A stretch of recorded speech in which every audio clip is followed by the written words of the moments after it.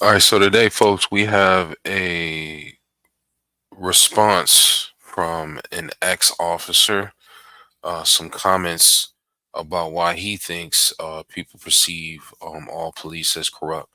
So let's see what he has to say, and then we'll chime in and take our lessons and reflections as we go. A lot about, we talk about are there any good police officers or all police officers are corrupt? And, I was a police officer for 24 years, and I like to think that I wasn't corrupt. And, I got many family members, my brothers and everybody else is still police officers, and I don't think they're corrupt. But what happens within the system is oftentimes the good officers can't come forward because if you say anything, then you're ostracized, you're called what they blackball, blacklisted, or you're retaliated and totally moved from the police force completely. So it becomes a culture. It's the way you live. It's the way you think. There was a phrase that we often used to use in the workplace, and officers would say this all the time. And I want to say we learned this even in academy, and they would say, "I'd rather be judged by 12 than carried by 6." And then there's qualified immunity. So half the time when they're really saying I'd rather be judged by 12 than carried by 6, well, you're not going to get judged by 12 because the majority of the time it's qualified immunity that you're going to get out on that. Okay, so real quick, right off the bat there, um, officers, and this is, and let me say this. Let me say this. Our approach here, okay, Twin Cities audits, an approach that I do believe works is one that I call the middle. And that is, folks, we have to have a degree of street smarts as well as book smarts. And encompassing of street smarts is people smarts, having some wits about you, being able to assess the situation, being able to preempt certain things. And we got to have an understanding of the mindset of these officers that we're dealing with. And you got to go into it as the one who can move and dictate terms more so than the actual officer. And we don't have to be so complacent and complicit in dealing with them. I'm not saying be a raging idiot or a fool in dealing with them and lose your life. We do have to have some street smarts as well as some book smarts. So that is our approach here. So right off the bat, he's saying that I'd rather be judged by 12 and carried by 6. I believe that. I suspect that many of you believe that. However, they're not saying that in the same sense that we are because we don't have qualified immunity. And for those who don't know, qualified immunity means that by them doing this particular act in the course of their duties, they're immune to prosecution, right? The people that they kill, some other things that could be a bit hazy now and then, some of those supposed exigent circumstances that aren't so exigent, right? Um, that is where qualified immunity comes in. Now, thankfully, some states like New Mexico, I believe Colorado, and there are others have taken qualified immunity away from police officers. So that's great, right? We're not just going to give you a free hand here, carte blanche to just run around assassinating people under the guise of qualified immunity. So there's that. Uh, so what he's saying here is essentially they're saying that, but they're not really. What they mean is they get a free ride, right, because of the qualified immunity. Secondly, he's talking about officers just going along to get along. For those who don't know, in the George Floyd thing, there were officers who were just sitting there and didn't do anything. With this Memphis PD Scorpion unit sting, there's one guy who's in that unit testifying against others. Uh, Mr. Mills cried like a baby on the stand because he's sorry that they killed a guy who has a child and who now that child is fatherless and he feels bad about that, right? But he didn't stop it. And by the way, in his testimony, he just maced the guy that they killed. He didn't do anything else. He just while they're kicking his head in. And beating them to death, right? Um, so there's this go along to get along mentality that's very toxic. And I want to say this because right here where I'm at in the Twin Cities, they just had their first Somali female officer. She's got her hijab on and all that with her tie. And they even have a non-American permanent resident police officer for the first time, a woman from Latin America. And they also hailed this as an achievement. Now, Minneapolis is taking on a bit more extreme of an approach, being as though that this is kind of the epicenter of a lot of this stuff that's going on in law enforcement and police reform. However, I'll say this, uh, if the policies are encouraging certain behaviors in people, it doesn't matter if those people are black, Somali, uh, Latin American, white, LGBTQ, or whatever the case may be. It's the policy that's driving people and forces. It's the procedures, the training, all of these things. They're showing you one hand like, oh, look, we're giving you progress, right? But they're not showing you the other hand behind their back. That's the trick. So they'll give you Somali, LGBTQ, black, chief, woman, chief, whatever the case is. But those policies are still in effect the same policies that they have been for the last 100, 200 plus years, right? Policies of tyranny, policies of oppression and injustice. Let's see what my man has to say further. So there is no real recourse. And then as far as when they say carried by six, you start to get this mentality or this understanding like you're at freaking war with the public. But we're public servants. We're not at war with the public.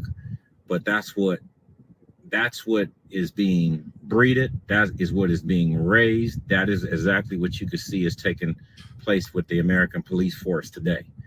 One thing I could say, when I started with LAX, we had almost no shotguns in the field.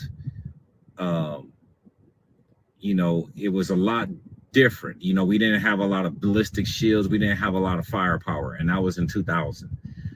When you fast forward to when I left there in 2022, every single car had a shotgun in it. Many of them had AR-15s. Now we're wearing the same thing that I was wearing. I was in the United States Air Force, and I'm wearing my BDUs when I was over in Kuwait. And I found myself many, many years later working the streets of Los Angeles, dressed the exact same way, feeling the exact same way, same boots, same uniform. So it just totally became militarized. All right, real quick. So he's talking about the militarization of the police force here in the U.S. So he started in 2000, finished in 2022. In that period of time, he basically said that he took on a military type mentality, and that's even their mentality. Like, they're public servants. We kind of glanced over that, but that's a point that needs to be emphasized again and again. They're public servants. And I want to put the servant back in the public servant. Let's emphasize the servant. Let's see the servant, right? That servant should have an attitude of servility, an air of servility, not an air of a paratrooper, right? See, search and destroy, kind of, no real intellect, even no even real awareness of the actual law, just a bully wing of government is what it has become over the years. We're pushing back. We're looking to stave it back, but we got to keep it going, folks. We got to come on. Let's see what he says. And then when you get into this environment, what I find is not about following the law. They could give a goddamn about the law. They don't care about the law. They care about following orders.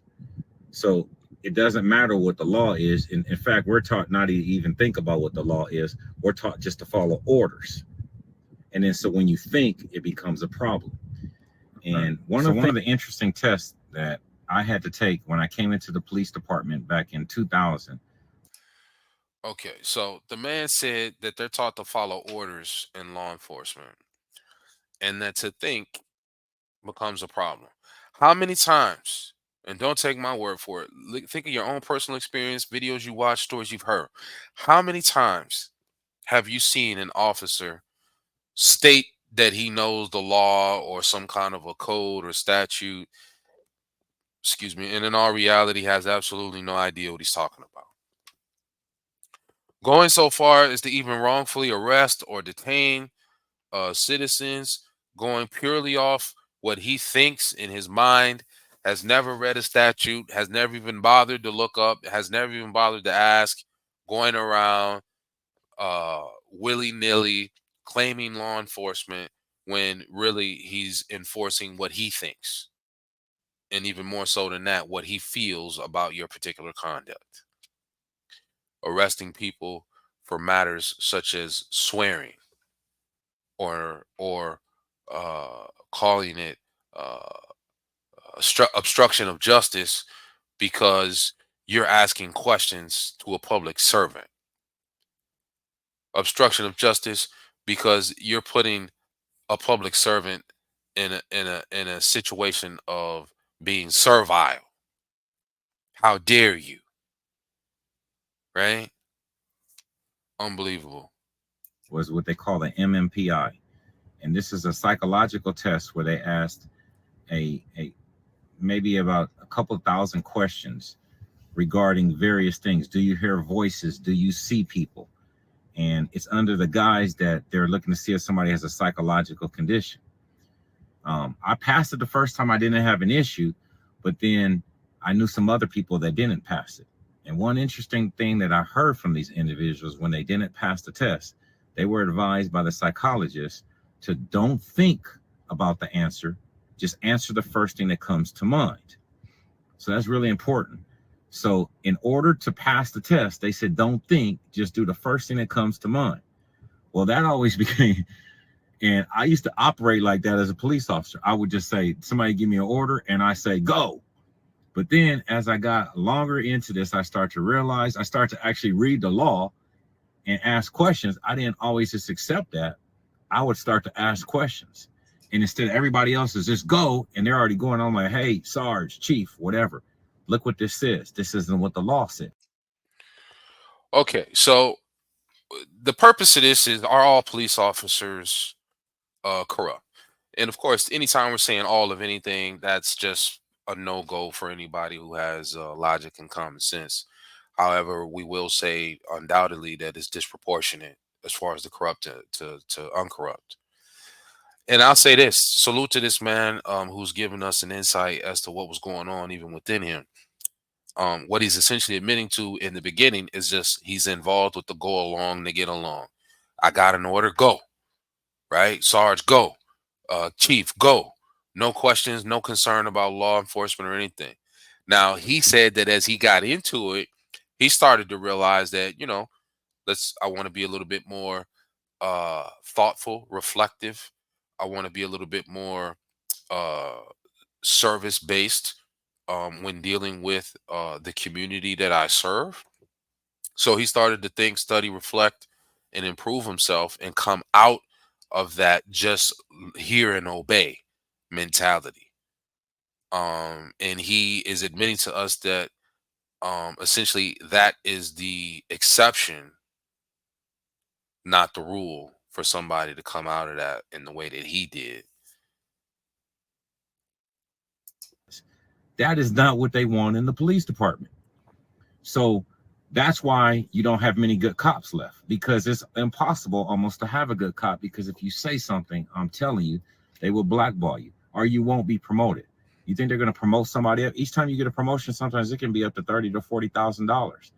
You think somebody, they want to get that position, so they don't want to make anybody think that they're rocking the boat. So then that person rises and rises through the department, and he never opens his mouth. You know how many people I started off with in the department that say they know exactly what I'm saying is 100% right, but they just fall in orders because they want to get that next paycheck.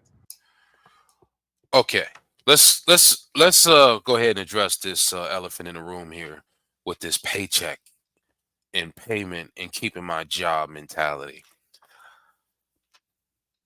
When the Nuremberg trials happened with some of these German generals who were killing Nazi generals who were killing Jews and out in Germany and Eastern Europe, and they wanted to prosecute them for genocide. Those generals would go on to say, "I have no problem with Jews, no hatred of them in my heart whatsoever. Got no problem with them. It's not a hate crime. I'm a soldier. I was just following orders. I was just following orders." That whole "I'm just doing my job" are some of the most evil, heinous words to ever be spoken. That whole "anything for the dollar, I'm about money" are up there with it. And in some cases, it's just before that. It's even more evil and more heinous. And in some cases, it's just behind it and it's right there next to it. They're all in the same family. I'm only following orders. I'm just doing my job. Anything for the dollar. These are evil statements, people. You are not a moral being. You are not a good man or woman because your thinking is, "I'm just doing my job." You'll go against your conscience. You'll go against reason. You'll go against morality. You'll go against ethics. You'll go against common sense because you're just doing your job or you're looking for a dollar. Understand that that is evil.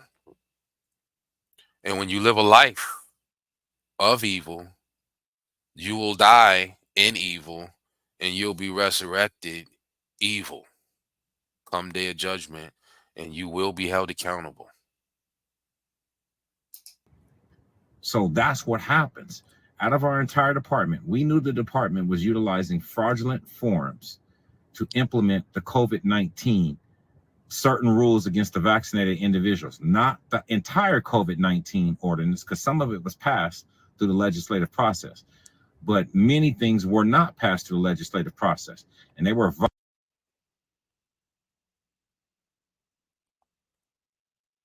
and knew 100% what was going on, and I would explain it to them. But how many of them stood up? Out of a department, we had 500 officers and maybe about 200 sergeants, so maybe 700 or 800 people. And out of all those individuals, I knew of 4 that actually put their name to something. No, three other ones plus myself that actually put their name to something and would actually file a complaint or do whatever else that was required. So out of that many, 700, and we got 4. So that's why it appears there's no good police officers, because they're all going along with that system. So I hope that that's just a little bit of my intake. Like I said, I was out there for 24 years, seen it. My entire family's been in it. So I think I can talk about this competently. That's why. That's what you're seeing. Peace. See you.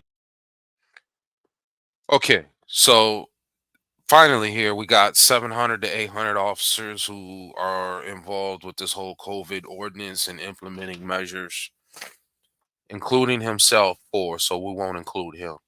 3 to 4 out of 7 to 800 stood up and said no. And essentially, therein lies the problem, folks. Not only with law enforcement and what goes on their side, but it's also the same thing on our side as the everyday commoner. These are the numbers we're dealing with. That's how skewed it is. All we need to do is move the bar slightly forward in the right direction. We don't need to go from 3 to 300, right? 3 to 3,000. It'd be nice, right? But if even if we could just start ticking in the right direction, that's progress. That's a win. Obviously, we want to do more. We want to do greater. We want to do better. At this stage in the game, we need to at least start moving in the right direction, or it's game over for us, folks. It is game over here if we don't start doing something to save ourselves. It is that simple, folks. If you are hearing this message, you are the resistance, right? There's no other body that's coming to save you. Now, again, there's different ways that we can do things, and we're not saying to do anything ridiculous or stupid here. Have some common sense as to how you improve your situation. You know best what's going on with you, just like I know best what's going on with me. The fact is that there are many a problem that we need to engage and deal with in our lives personally and in our communities. We can no longer afford to ignore everything under the sun, leaving it for someone else. These officers do not have our interest in mind. That is plain to see. We have a shot now to stave off the tyrannical uh, wave that they're looking to bring our way. If we seize the moment, we can do it. All right, salute to this man. Here, his actual name, I'm not sure. I just hit his channel. I wanna okay, Word Wars is his channel. Word Wars 101 is what this came from. So check him out, right? Let him know we sent you, and have another perspective. This is a guy. He's on the law enforcement side of things, and he's looking to be a part of the solution, just like the rest of us are. And if it's meant to be, these changes that we're after, these changes that we desire, if it's meant to be, it's up to you and me, folks.